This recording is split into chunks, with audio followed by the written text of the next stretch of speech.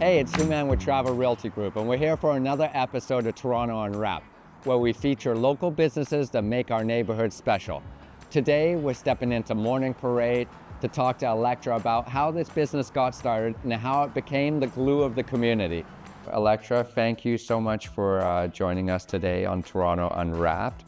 We love to go into local businesses and find out what they bring to the neighborhood, and we find that local businesses add so much value, and I want to know about Morning Parade and how it all started, how you got this place going. Thank you so much for having me. It's so nice to chat with you. So Morning Parade opened almost 7 years ago now, which is crazy to think. May 2019, in many ways, simpler, more innocent time, shall we say. And it actually was a career change for me. My background is in nonprofits and startups. I traveled a lot, met very interesting people, and I'm really grateful for that experience. I loved my career for so long, but I realized I was ready for a change. I was ready to build something for myself and to keep my feet on the ground a little bit more as I got married to my husband. And the idea of opening a coffee shop was always something I had in the back of my mind. And we just felt like the stars were aligned, that we were in a position to give it a try. And it's been incredible. I think, the things that attract most people to coffee shops, this sense of community, along with, of course, what you're creating and serving, is what attracted me to it. And couldn't be happier. You mentioned the sense of community, and I think that's something that resonates with a lot of people. When you go and look at a certain neighborhood, one of the first things, like as a realtor, we look at is like, what kind of local businesses are around? And often a coffee shop is kind of like that glue of the neighborhood that brings people together. Tell me a little bit about some of the community initiatives that you've had here at Morning Parade. Yeah, I would say that the community came together around Morning Parade much faster than I even could have dreamed. People in this neighborhood really at the time didn't have like another third place to go to, another place to walk as a family, to connect with each other, to spend the weekend. And so we became that place. And then, less than a year later, the pandemic hit. And then all of a sudden we were one of the only places that people lived in this neighborhood felt like they could go safely, when they were at home. We set up a makeshift takeout window and people would gather on the sidewalk. So, I really saw the community come together around that at that time. But then, we've also had, art classes here. We've done events in the evening, different workshops, we've had different vendors pop up and get a chance to introduce their product to the community. Last year, we got our liquor license and we started doing a couple comedy nights. Our trivia nights were really popular. 90s trivia. 90s trivia. It was probably our best-selling event thus far. And, what I can say about Beach Hill is like people really, really want to support their local businesses, and they want to have a neighborhood with great walkability. And so as businesses open up, people are just like so eager to show up and give them a try and make it part of their routine in their community. Yeah, I think that really resonates. And tell me a little bit about what's right behind you, this fashion that we got going on here. Yeah, so one of our team members, their name's Kez, they have this vintage company called Papa Love Vintage. And we started out just having them as part of our monthly rotation of different artists and vendors that we showcase in the space.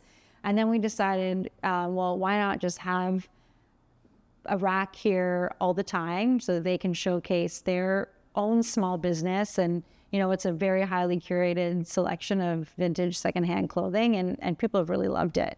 And then, apart from that, on our shelves and on the walls near the front is where you'll see like a monthly rotation of different artists.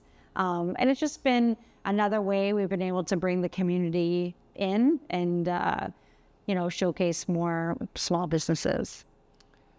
Yeah, I know personally, I've come in here, in so many different ways. You know, I've come with my daughter and played with the toys and read a book. I've come with my wife to get one of the few date sessions that we're able to have as, you know, parents of two. And I've come with friends to hang out on the back patio, and like no matter who you're with or how you're coming to visit, it seems to be like a place that's open. I've come here to work as well, and I feel totally relaxed and at ease and able to put my head down and get things done. How do you cater to so many different like people in your community? That's a good question. I mean, we're just happy to see people use the space the way they want to. And, you know, I knew that there would be young families in the neighborhood, but shortly after opening, you know, there were so many more than I thought that we, you know, thought, oh, let's have some books and toys in here to keep kids busy. And then, you know, it was the same thing before the pandemic, but certainly through and after COVID, more people working remotely, working from home, started coming here to work, and we just adapted to it. I mean, people are respectful. There's generally room for everybody. We don't have a lot of tables, so people are used to sharing tables, so that don't even know each other. They'll just share a table with their laptops. And we like that. I mean, that's another way that we're part of the community. There are people who come here to work every day. It's the same thing at our West End shop. It's like, you know, the same cast of characters is coming in to work every day. And, you know, I know some people say like, well, doesn't that bother you? And not at all, actually, because they just become part of the fabric of the shop. They're there regularly. They know us. They know our team. And they're supporting us they're certainly ordering things and by coming every day and being ambassadors for the shop. Yeah, I think that's very telling about yourself and you and your husband Paul, and like your attitude and your, you know, you say they're supporting you, but I feel like you support the community around you a lot as well. Thank you. Backtracking a little bit, where did the name Morning Parade come from? I mean, I can take some guesses, but it's actually the name of a band. So Paul, my husband, came up with the name, and it wasn't so much that he was a huge fan of the band. It's just that he had seen them. He had seen this band in an interview, and they were talking about how they came up with the name. And one of their song lyrics was, you know, everybody going on their morning parade, because they used to commute together before they were full-time musicians. So that always resonated with Paul, and when you brought it up, I just thought, like, that's perfect. You know, it's that morning routine, that morning rhythm that a community has. And people are here, obviously, throughout the afternoon and evening sometimes, but I think, you know, that's what the coffee shop represents, is that stop along the journey of somebody's day, the connection point as they're heading to work or what they're going to do, what they do. Yeah, I know for a lot of people, you know, they have very busy lives. You know, we're in a city where people are, you know, under pressure in different ways. And sometimes the pause that you're able to take at a place like this is very, very kind of, you know, almost meditative. Mm-hmm. It can be like a real elixir in your day. And I don't know if you're like present to that, or you see people how they slow down when they come in here. Definitely. And I think that, you know, if we're busy, sometimes our conversation with our regulars is short, but it's still meaningful. You know, it's amazing how much you can catch up with somebody in, you know, the 5 minutes between them ordering their drink and getting the drink and leaving. And it's just that sort of reset for them. And you know, I mean, I do it too. Like when I'm not here and I'm, you know, have a long day, you want to take a break and take a walk and go see another familiar face and talk about something else. You know, getting a coffee perks you up more than just because of the caffeine, right? You're coming in and you're getting that other interaction, and breaks up your day and gives you a little bit of a pep for the rest of it. I wanted to ask you as well, you know, for a lot of people, they're in sort of a corporate grind. I know you said, you know, you have a lot of good memories of your work in the NGO field. But it is challenging, especially if you're trying to start a family and do that. How did you, how much of that was a motivating factor for you to start this business? And what advice would you give to other people who are wanting to make that jump, but they're scared? Yeah, it was definitely a motivating factor. I think about my previous jobs and the hours that I worked and the travel that I did. And, even now with a flexible schedule, it can be difficult to pick up my son, by 5:30. There's only so many hours of the day. And I think like that would have been. Someone else is getting him today, right? Oh, yes, exactly. He's good. He's with my parents. I feel like, having your own business, like, yes, the buck stops with me. And there are times when, our schedule is upset because I need to come here or to the other shop to deal with something. But by and large, I have a lot more control over my schedule now. And I can make this business work with my family.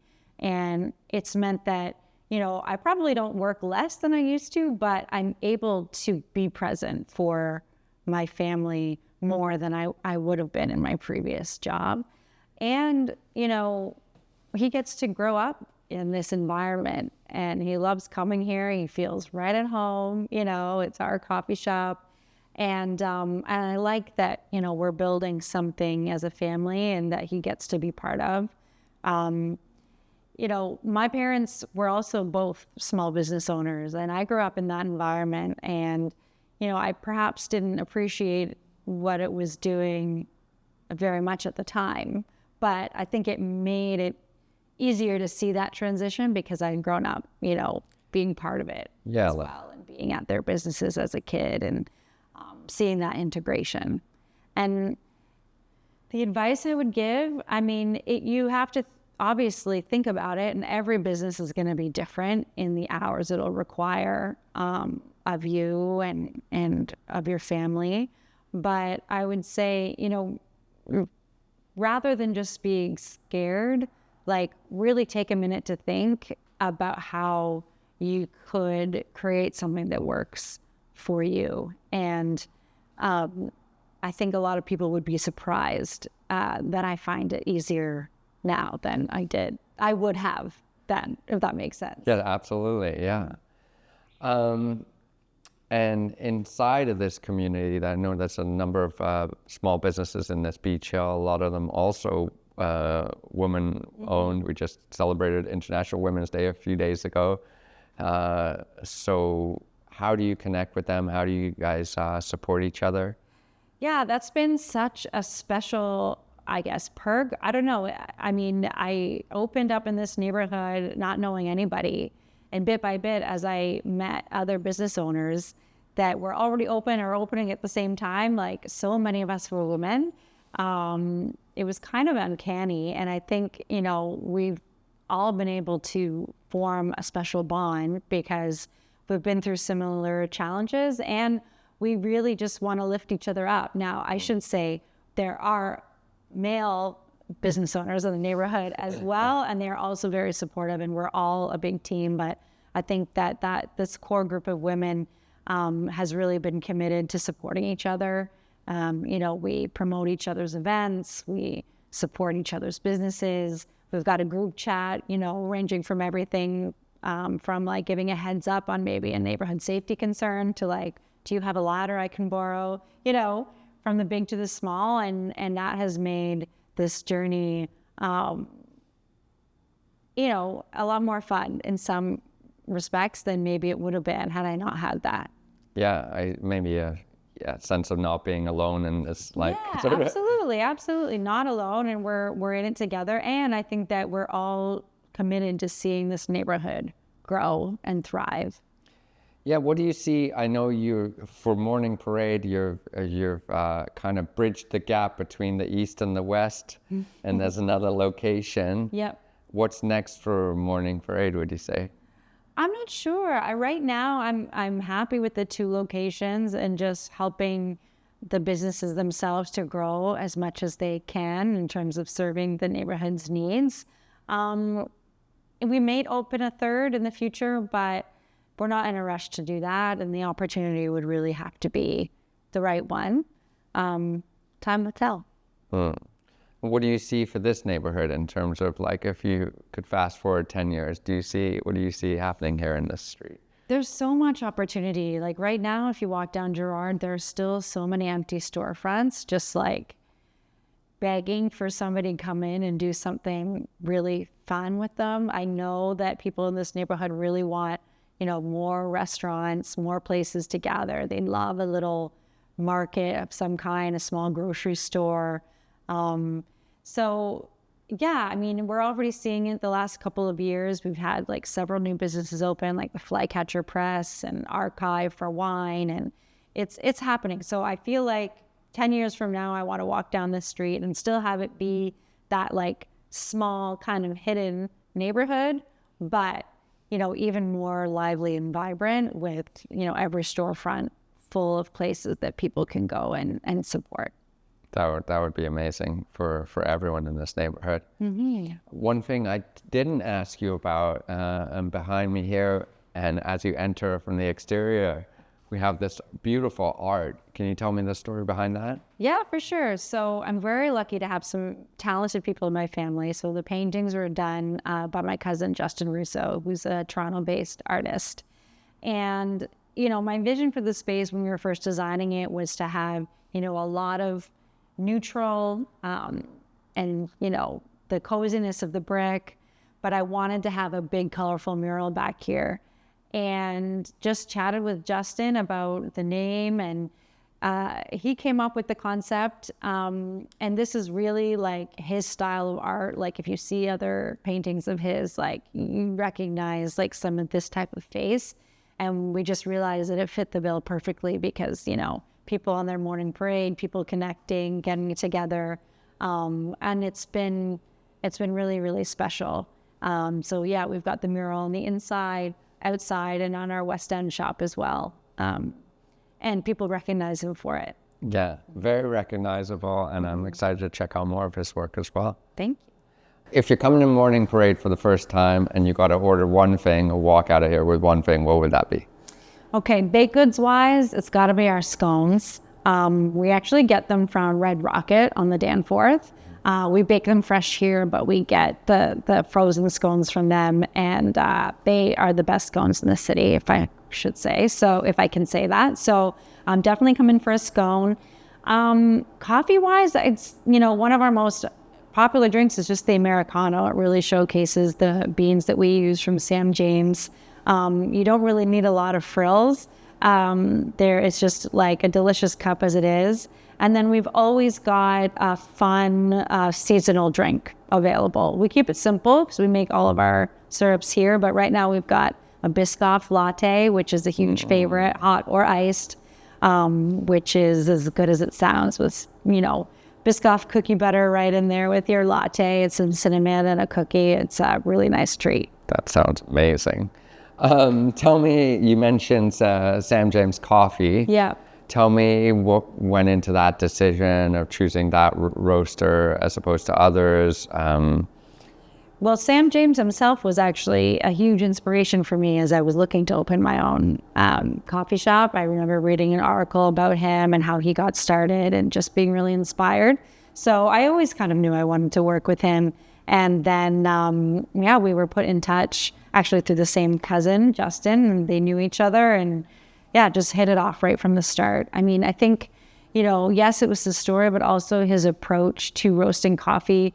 It's really approachable. All of his coffees are, medium roast, easy to like and easy to drink, definitely with some great nuance and, beans from around the world, some brightness in the Ethiopian beans in Tanzania and some more chocolatey notes from the Guatemalans and Colombian. But by and large, like he says that he wants to serve coffee that tastes like coffee. And we find that it's just something that's so easy to work with. And so easy to like, and he's been a great partner and very supportive to us as well.